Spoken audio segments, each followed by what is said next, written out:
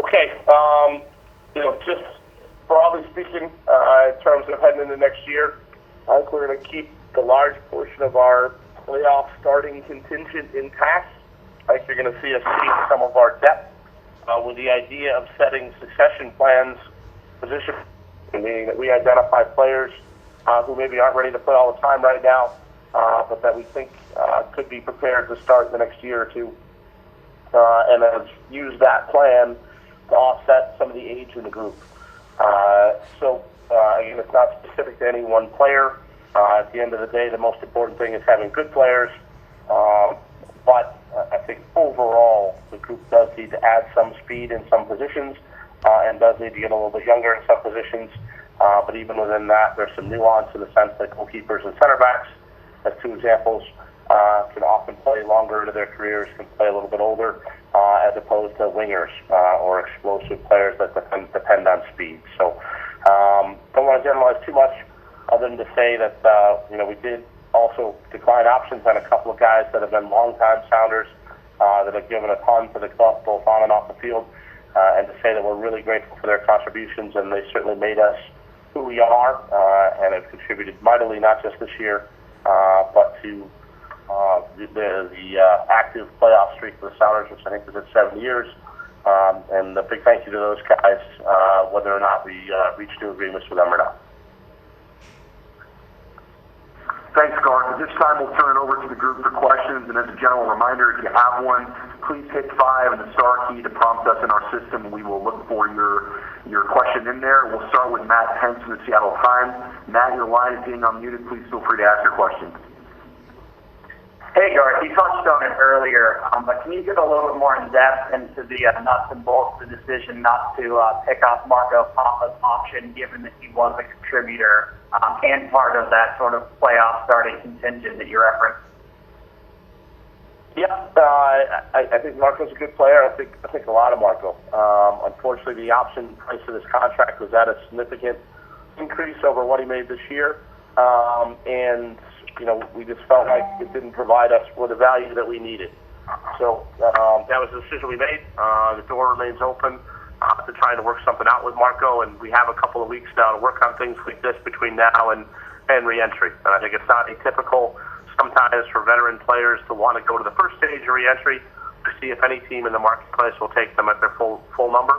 And sometimes it takes until that period between the first and second reentry drafts before you see a lot of movement with respect to some of these contracts. Thanks, Matt. Next, we'll go to Don Ruiz of the Tacoma News Tribune. Don, your line is coming off mute. Please feel free to ask your question.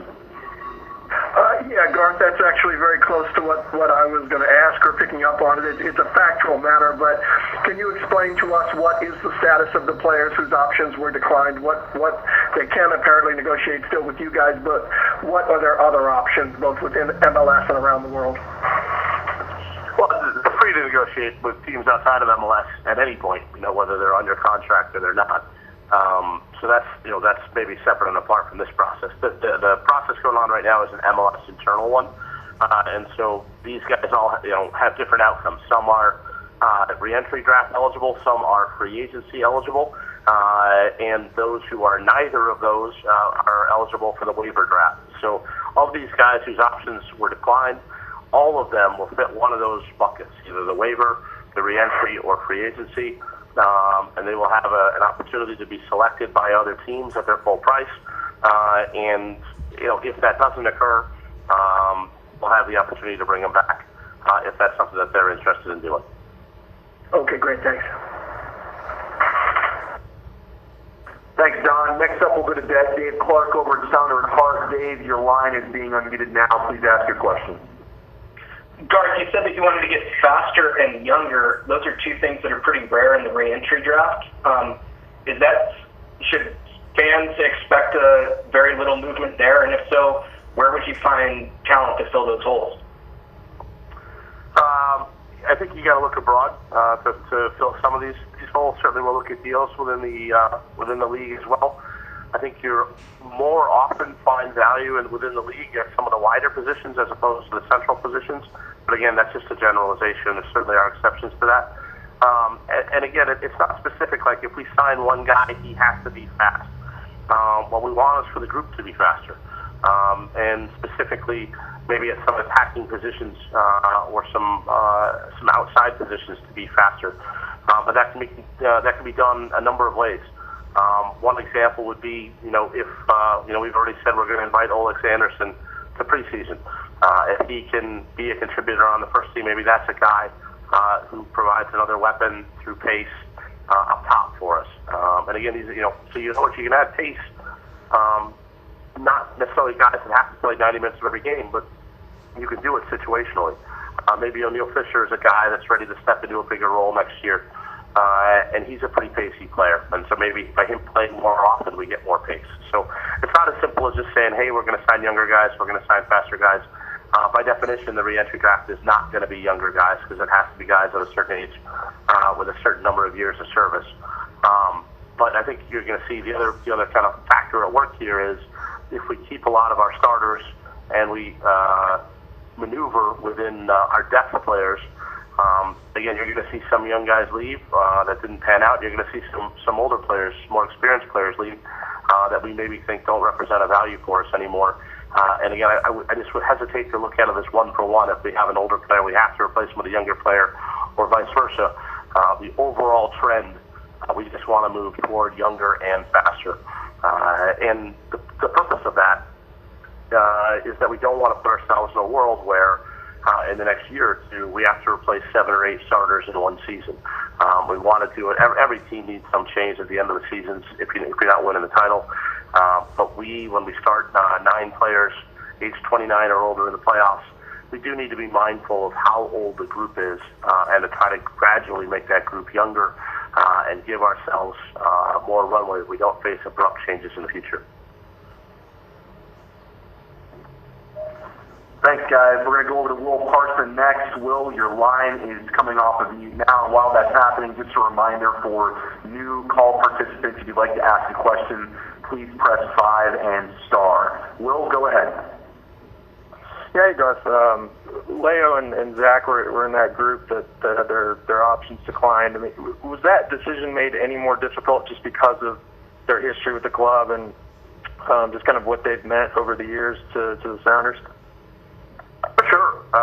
And those guys have been here. They're the longest tenured guys on this list by far, but there's a lot of other guys on that list that are really good guys, and they're really good pros and really good teammates.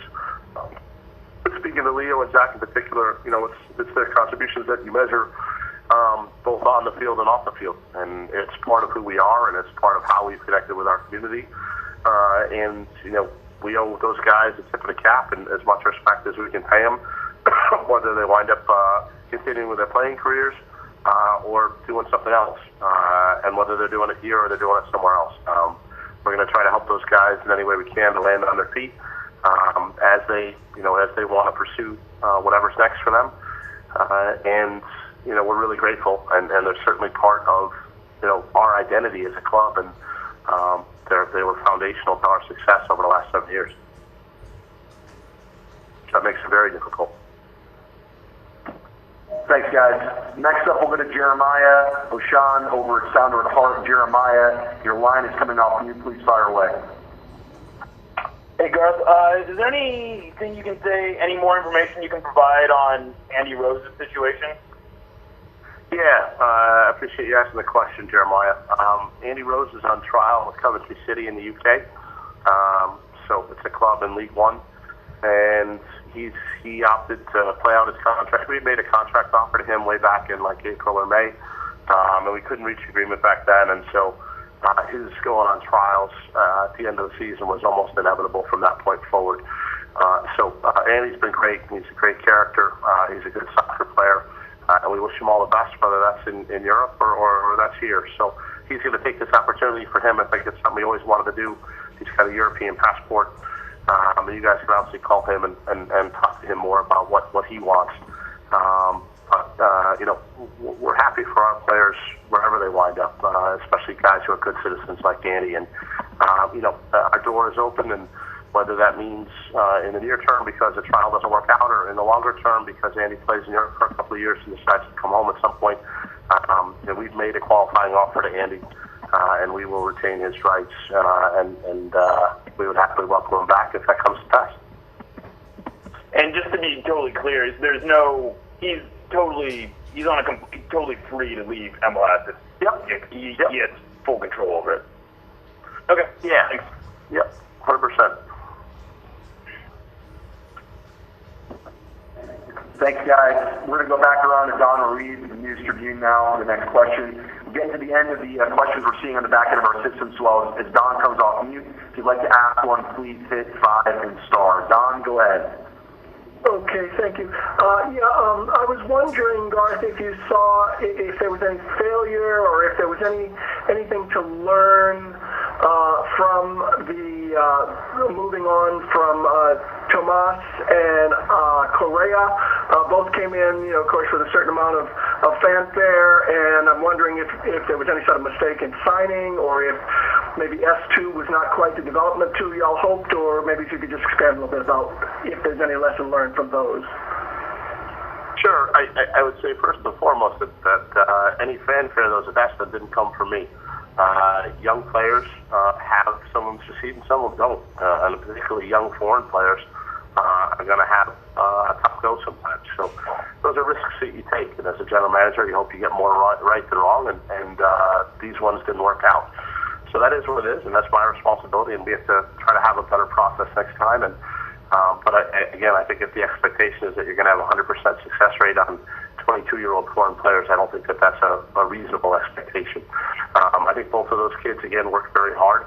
I think they showed flashes. In Korea's case, he just couldn't stay healthy.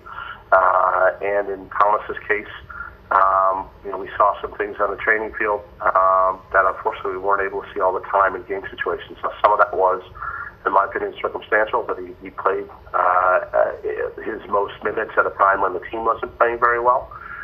And again, this is one of the reasons that can make things difficult for young foreign players. And so we didn't get Thomas a lot of minutes with S2, and maybe we could have done a better job with that. I think that's something we're going to look at.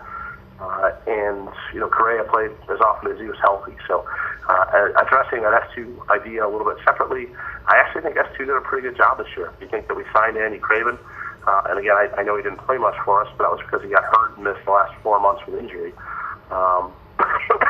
And on top of that, as we said publicly, we've invited 3 more kids from S2 in the preseason: Sergio Mota and Tyler Miller and Shawnee Faircloth, and a 4th Oleg Sanderson as well. So, if you told me that every year we were going to get 5 kids who are going to come up from S2 to the first team, and again, not all those kids will make it either. And I think that's what we're going to see, is you're going to hopefully generate, let's say, 3 to 5 kids, and hopefully 1 or 2 of those kids make it. And if they do, and I would say that S2 has proved its merit. And again, when you're signing young players, you're eyeing potential and you're trying to evaluate that, and you do the best job you can, and sometimes it works, and sometimes it doesn't. Thank you. Thanks, guys. Next, we'll go to Andrew Harvey over at Sports Press Northwest. Andrew, your line's being unmuted. Go ahead. Yeah, thanks. Garth, regarding Troy Perkins, had he expressed an interest in staying with the club, or was this simply a matter of a veteran MLS contract that was going to be worth too much if you picked up his option? I think Troy's awesome. He worked really hard for us. I thought he had a good season. I think I'll let Troy speak to what he wanted to do. You guys can talk to him. But what I'll say from the club side is that we were certainly really grateful for Troy's contributions. Great pro. We just decided that we felt really strongly about Steph Fry. For me, he should have been a goalkeeper of the year finalist. He's arguably the best goalkeeper in the league from the past season. He's been relatively healthy for the last 2 years. So we're going to go with him, and he's going to be our guy. And behind him, we're going to have 2 guys coming into camp, and Tyler Miller and Charlie Lyon, who are going to be competing for spots. And hopefully, one of those guys will prove themselves worthy of that number 2 spot. And again, goalkeeper's a position where you can play for a long time. And so Steph is even relatively young. In his late 20s, he might have just turned 30. But he can play for a long time. And we were really happy with him in the season he had. And we're really high on these kids. And we want to give them a chance. And one of the ways to make your team younger is to give young players chances and opportunities. And oftentimes that entails those opportunities may cost you a goal, they may even cost you a game or two. But through those mistakes, then young players learn, and they eventually grow and develop into better older players. And you have to take that first step, and you have to give some of the young players chances. And again, you have to accept that some are going to make it and some won't. And you do everything you can to develop those young players. I think one of the things that we're really going to be focused on next year is developing young players. And you guys heard me talk about in the Alliance Council meeting, emphasizing positional coaches, where we have individual coaches assigned to forwards, to midfielders, to defenders, and goalkeepers, and then those coaches are working at least once a week with all the guys at that position, between S2 and the first team.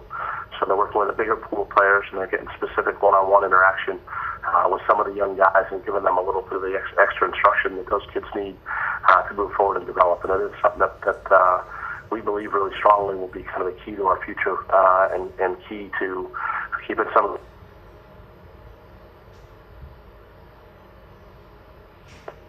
Thanks, guys.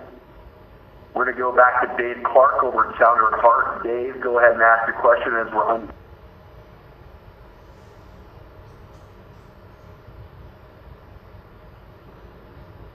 For a question, otherwise, Dave, we'll send it to you now. Garth, the club retained all three of the homegrown players on the roster this year. None got significant playing time. What do those guys need to do to step forward and get play time with the first team rather than S2 this year? I think individually they're pretty different cases. I think Aaron Kovar played well at times. He does what a lot of young players do, which is to say he's very good, and he has some inconsistency. And I think it's incumbent upon him to keep working. And I think he has worked, and I think he's shown quite a bit for a young player. And it's incumbent upon us on the other side to give him an opportunity and give him more opportunities. And I think he's only going to get more. And I think he's a player that we are going to look to really get a good chance for next season. A kid like Vic Mansoray is much younger, and I think may take a little bit more time. And he's been great since the end of the season. He's been seeking out opportunities to play, not just with the S2 guys when they train, but also with the academy.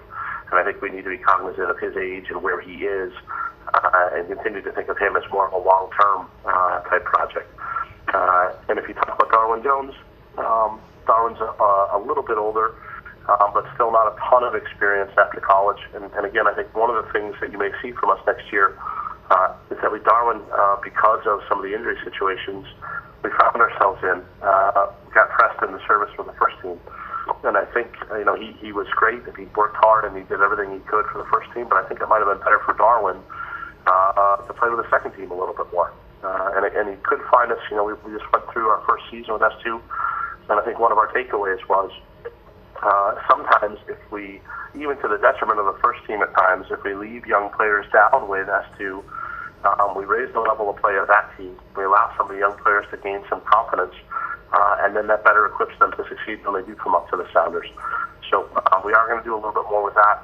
We're going to tweak some of our training groups for next year, and we're going to see if we can get even better outcomes for some of these young guys and try to accelerate their development more than we did this year.